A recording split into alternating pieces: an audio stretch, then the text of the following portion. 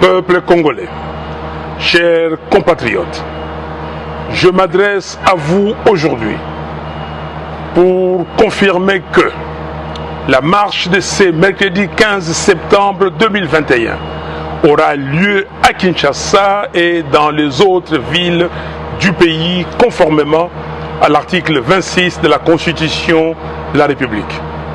Je rappelle aussi que, sur pied des dispositions de l'article 12 de la Constitution, tous les Congolais sont égaux devant la loi et ont droit à une égale protection des lois. Je vous invite donc à sortir nombreux dans les rues de Kinshasa et des autres villes du pays pour dire non à une CENI politisée, non au glissement en 2023, non à la fraude électorale, non à la dictature, oui aux réformes institutionnelles consensuelles.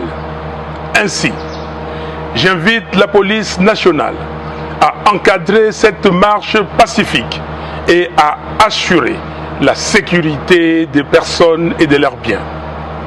Banamboka, moto abangisa bino te, biso nyonso na balabala, mokolo ya misato, le 15 septembre, pour pasi eleki namboka.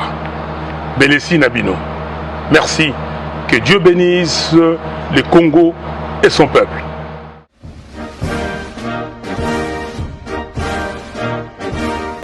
Notre réflexion est simple. Nous avons écrit au gouverneur, pas pour lui demander l'autorisation.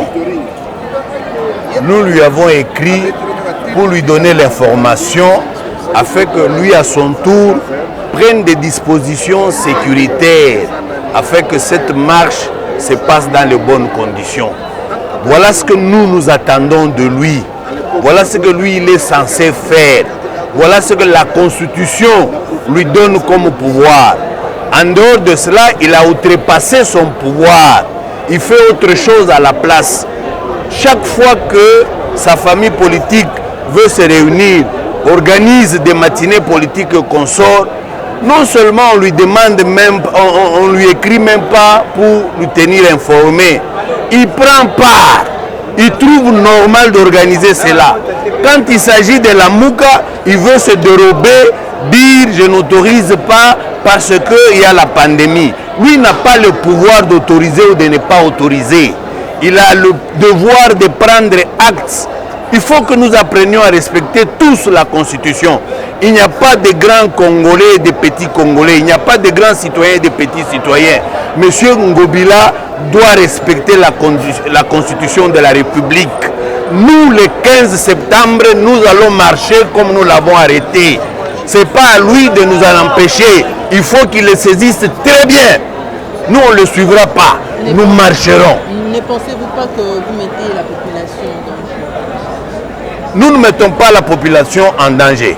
Par contre, nous donnons l'occasion à la population de comprendre qui est à la tête du pays, qui nous dirige, qui prétend être démocrate, qui prétend respecter la Constitution.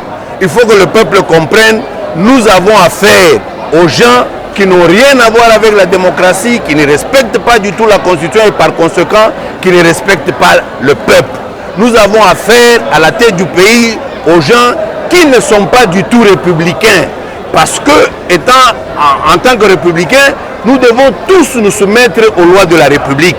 La Constitution donne à Ngobila le pouvoir de prendre des dispositions pour encadrer la marche et non pas le droit de décider, lui, en tant qu'individu, qui doit marcher et qui ne doit pas marcher. Voilà notre position à ce sujet. Vous exposez la population, justement, vous savez qu'est-ce qui va se passer, on va vous disperser à gaz avec Madame, c'est ce que je venais de dire. Nous n'exposons pas la population. Nous donnons l'occasion à la population de découvrir qui sont en train de bricoler à la tête du pays. Si il ne peut pas prendre des dispositions pour encadrer, comment pourra-t-il prendre des dispositions pour venir gazer les gens, pour venir tuer les gens, pour venir violenter les gens, pour venir brimer les gens, pour venir empêcher une expression démocratique. Comment a-t-il ce pouvoir?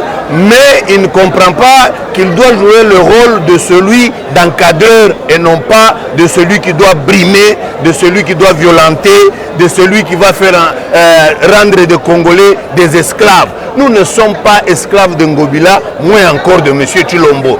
Mercredi 15 septembre, nous serons sur la rue. Communiqué nécrologique.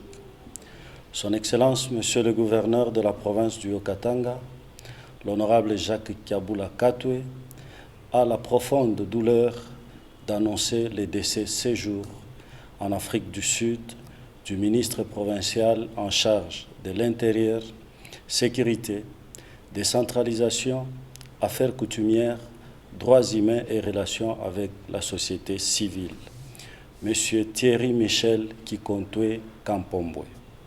Au nom de tout le gouvernement provincial, il adresse ses condoléances les plus attristées à sa famille biologique et politique. Le programme de funérailles vous sera communiqué ultérieurement par le protocole d'État. Merci.